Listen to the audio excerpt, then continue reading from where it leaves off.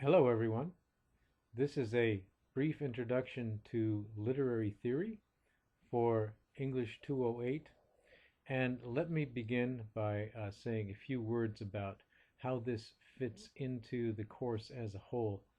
Um, in the first part of the course, we worked from Foster's How to Read Literature Like a Professor, and we're moving on now from working with the approaches, the ideas from Foster into a subject that we're calling literary theory. And I'm going to obviously say a few words about that, what that is, and so on.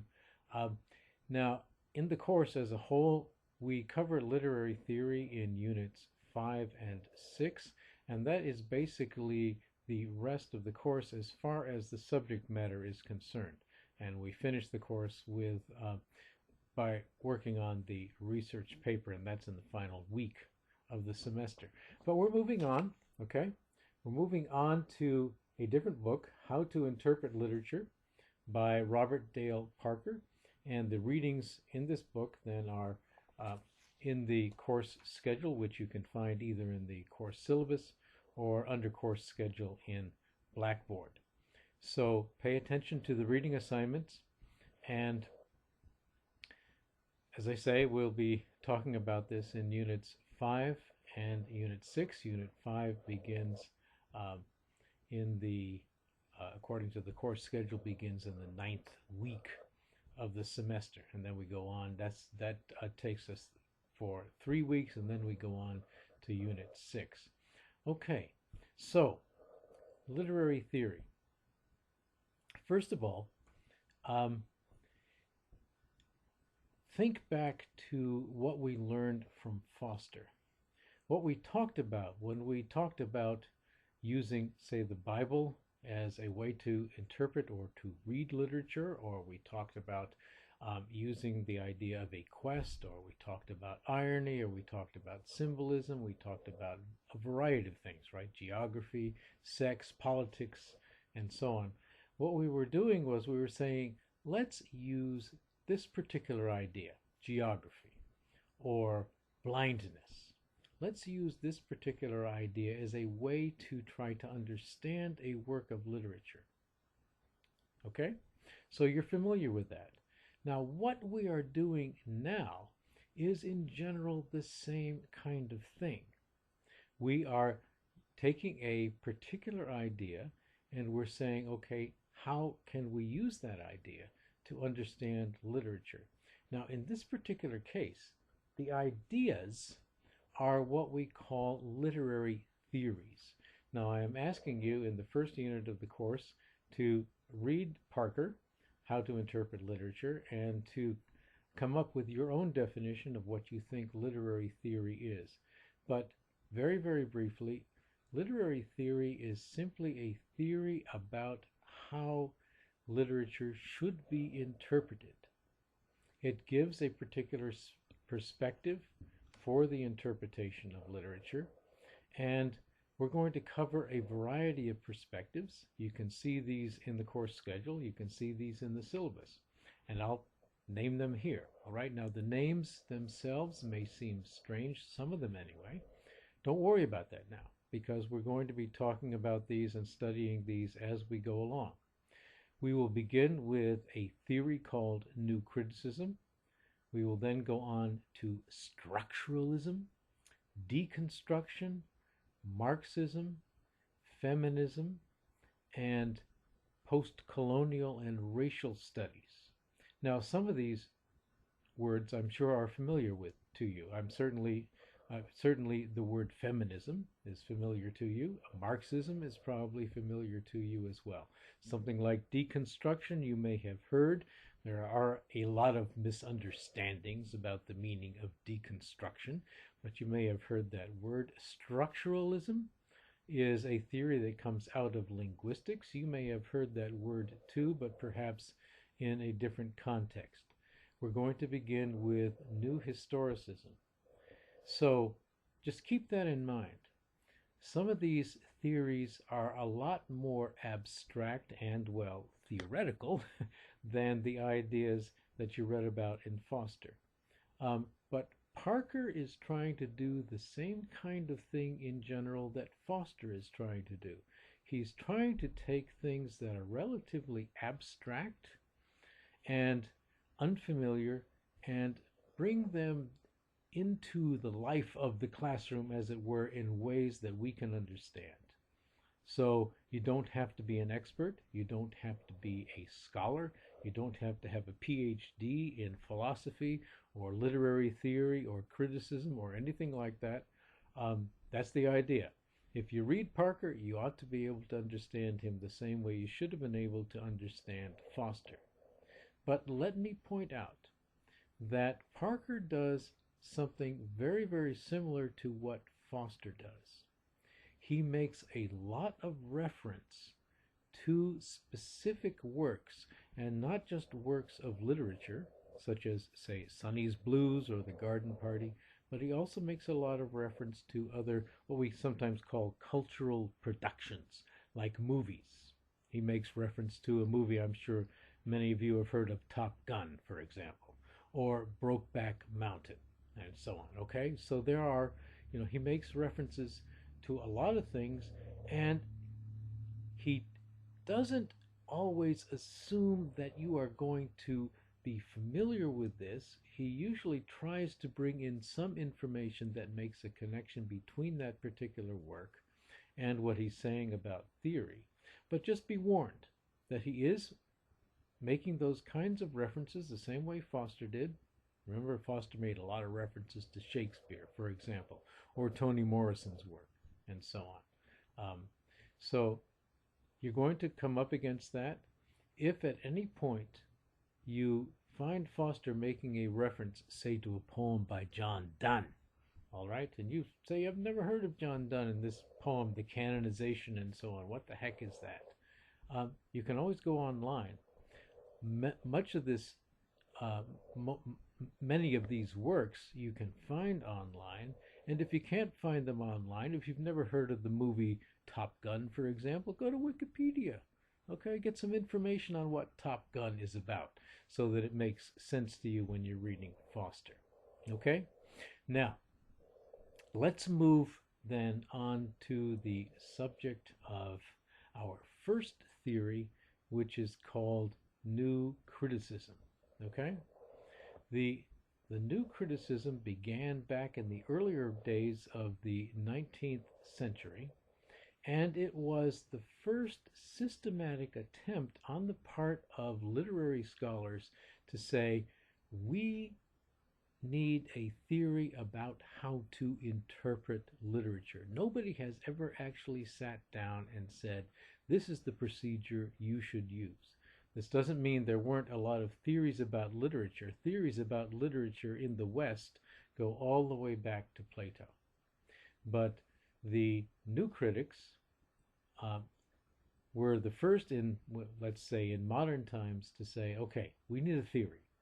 So in the history of what we call literary theory or literary criticism, the new criticism is sort of our first. And so we begin there. That's where Parker begins, chapter 2. All right, and so I hope that you've been reading chapter 2. If you haven't finished it yet, please do so. I'm going to be making reference to it as we continue in this lecture. Okay, now there is one thing that you need to keep in mind as you are thinking about and trying to understand new criticism, and that is that the new critics paid attention to the text.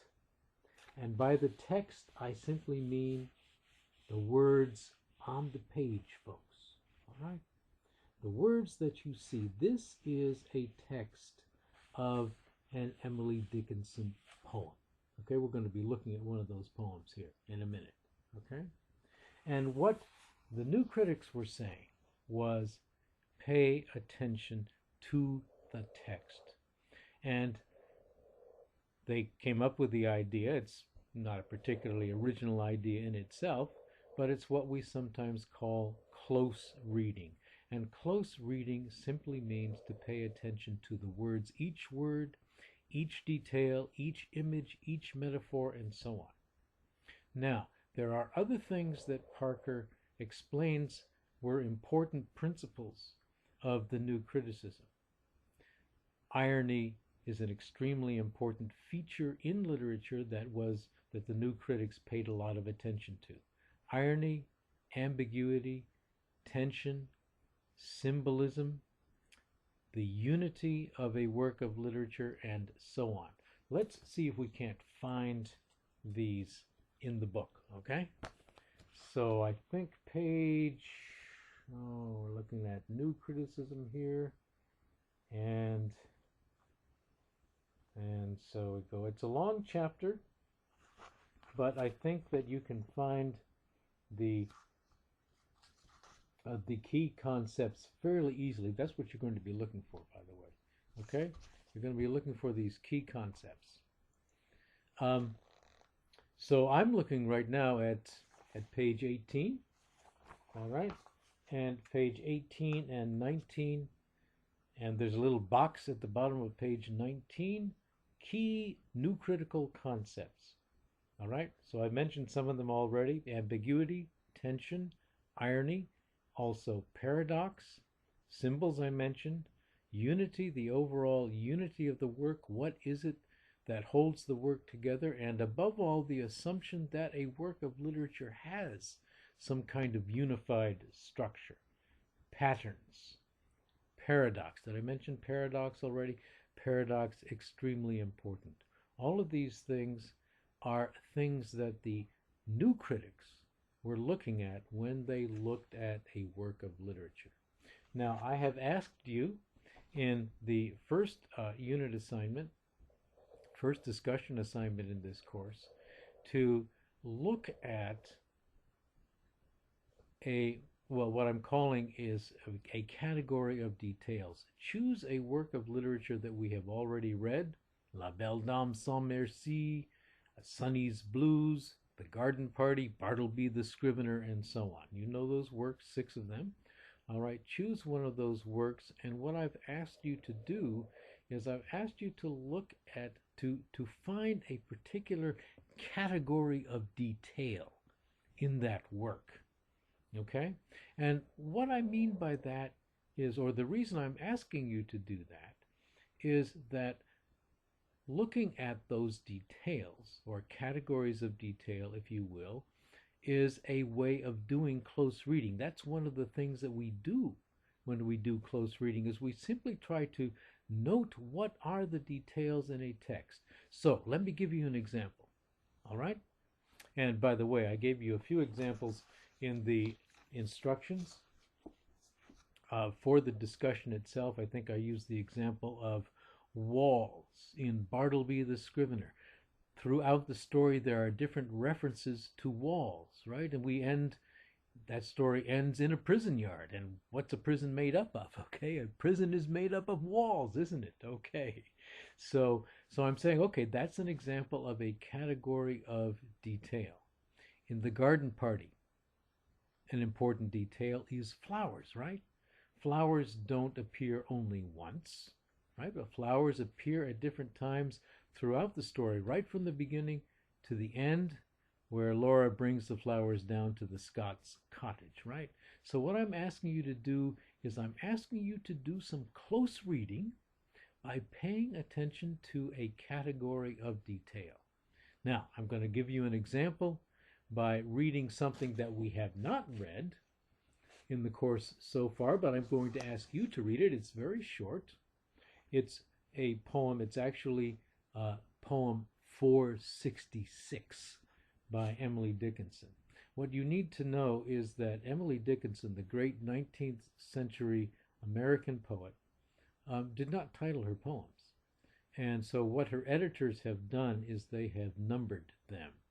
So this poem is available. It's not very long. It's a total of 4 times 3. That's 12 lines, right? Not a very long poem. I have posted the poem in Blackboard under course documents. So I am going to ask you now to put me on pause. Go and get your copy of this poem so you can be reading it along with me, okay? So I'll give you a minute to do that, and then we'll continue.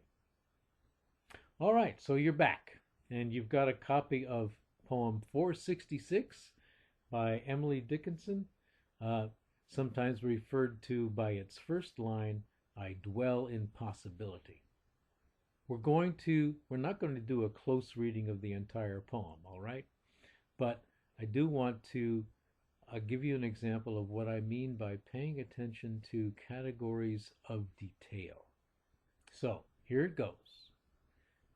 I dwell in possibility, a fairer house than prose, more numerous of windows, superior for doors, of chambers as the cedars, impregnable of eye, and for an everlasting roof the gambrels of the sky, of visitors the fairest, for occupations this, the spreading wide my narrow hands to gather paradise.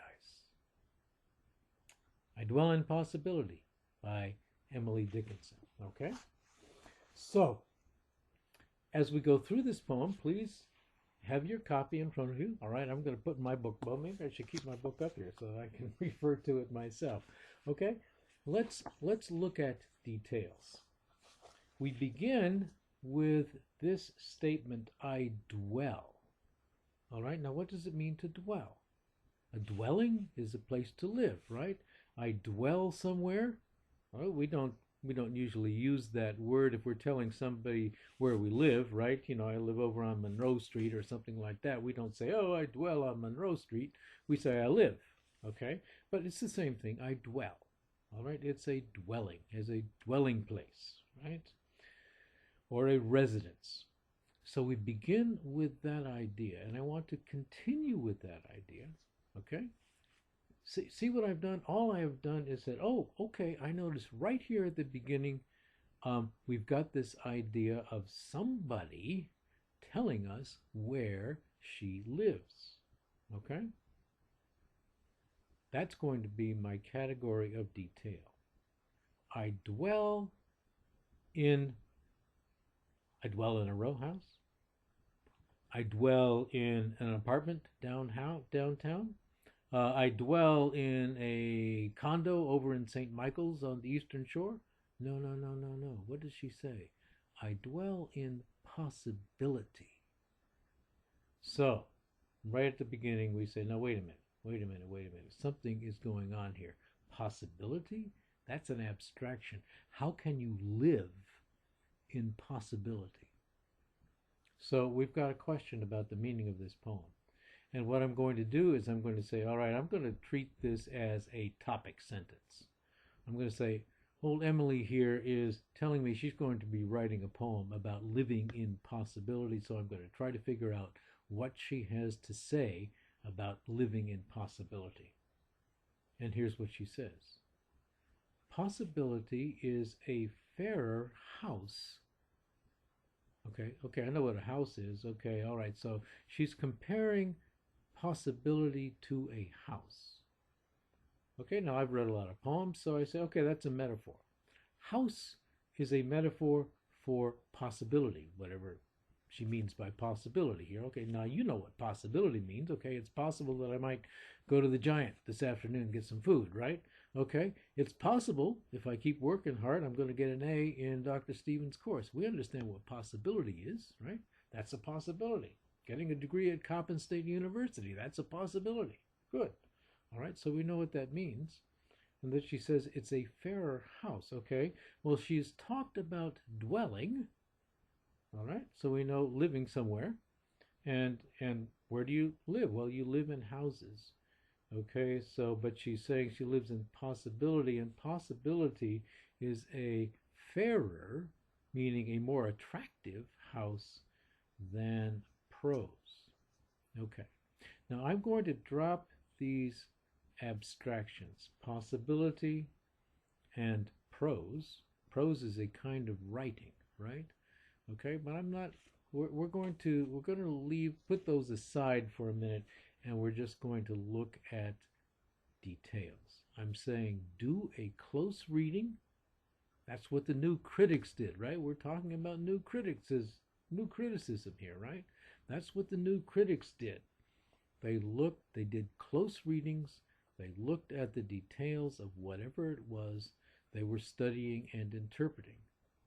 So the details I'm going to be looking at here are the details of the house.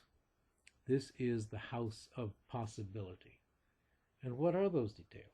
That's the category of detail, by the way. Remember, I said, okay, well, I'm asking you to look through a work of literature and pick a certain category of detail, all right, and talk about how that might help you understand that work, because that's what the new critics did, okay? So, details of houses, more numerous of windows, okay, all right, houses have windows, superior for doors, okay, she continues, doors, of chambers, as the cedars. Chambers? Okay, well, we usually refer to rooms, like I've got a bedroom and I've got a kitchen and I've got a living room, right? I've got a dining room and so on, but that's what she means by chambers, okay, the places where we live. Oh, and for an everlasting roof, okay, another detail of houses. Houses have roofs, don't they? The gambrels of the sky. And a gambrel, by the way, as some of you probably know, is a kind of roof.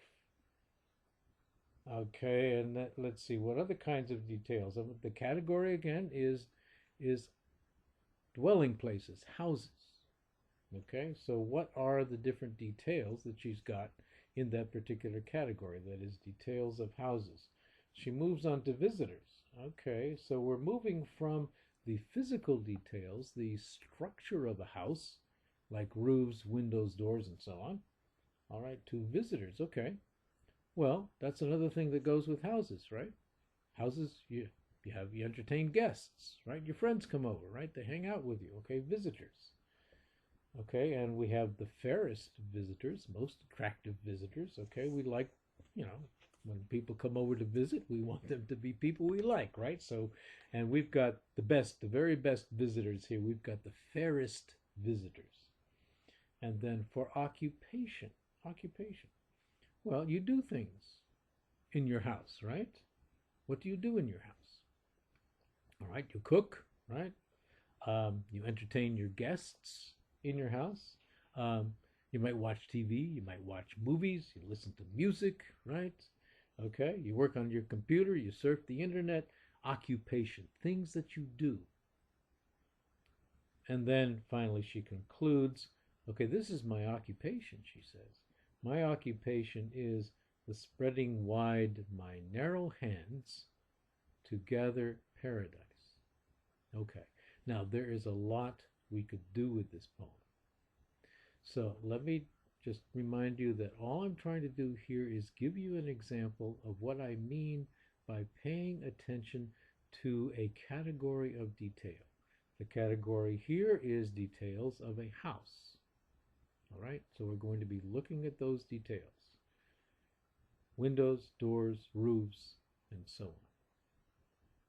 Now, once we have paid attention, we need to do the reading part, right? I say close reading. Close reading means paying attention to the details, noting what the details are, and then saying, okay, what do they mean? How do they help us understand the poem? What you need to do then is you take your details and you take them back to a more general context. Now, what's our context? There are various contexts that you could use for this particular poem. And what I'm saying is, well, she begins with the idea that she is living in possibility. Okay, so the poem seems to be about possibility, and we're going to say, okay, that's the overall subject, so that's the overall context. And then we say, okay, how do these details of the house fit into this idea, this topic, possibility? And so we say, well, the house, the general idea of a house is a metaphor for possibility. How then is that idea, the idea of living in a house, possibility being a house, how does that idea, how do the details of that house then work into that idea? So we look at the windows, right? The windows are numerous. When you live in possibility, you have lots of windows. What's a window? Well, a window is something on which you look out into the world, right? Okay. And more numerous than what? Ah, okay. Okay, she's making a comparison, right? So you have to say, okay, you're making a comparison here. Oh, she's comparing it with prose. Okay, well, prose is a different kind of house, is the implication here. Possibility is a house, okay? And then it's a fairer house than prose. Well, prose must be a different kind of house. Prose doesn't have as many windows, all right? Superior for doors. Possibility has better doors than prose does, right? And so on and so forth. Okay, now we could continue, and believe me, new criticism and that particular approach will continue to unpack, as we sometimes say, all of these details and ask, all right, how do these details work together to form a whole? Remember, unity, that's one of the principles in new criticism, is that a work of literature has unity. How do these details work together to give us some kind of unified work of literature, some kind of unified poem? And then how do they work together to say something about possibility? Now, I could go on. I'm not going to go on at this point. There is a lot more we could say about this poem, but I wanted to give you an example of where I want you to begin. Okay? Now, I'm not asking you at this point to do a complete reading or to give a full interpretation. I'm asking you to begin by doing this close reading of certain details. And the reason I'm asking you to do that is I just want you to become comfortable with one of the main central principles of new criticism. So, that's what I have for you in this lecture. A brief introduction to literary theory and literary criticism, if you will, by means of the very first theory that we're looking at, and that is new criticism. If you have questions, I hope you will bring these questions up in discussion. Certainly, as I say, I'm not pretending to have covered the subject thoroughly. This is where I want you to begin. Close reading, picking up on details. I hope that the example from Emily Dickinson's poem has helped you see what I'm looking for. And so, thanks for listening. And I look forward to seeing what you have to contribute to the discussion online.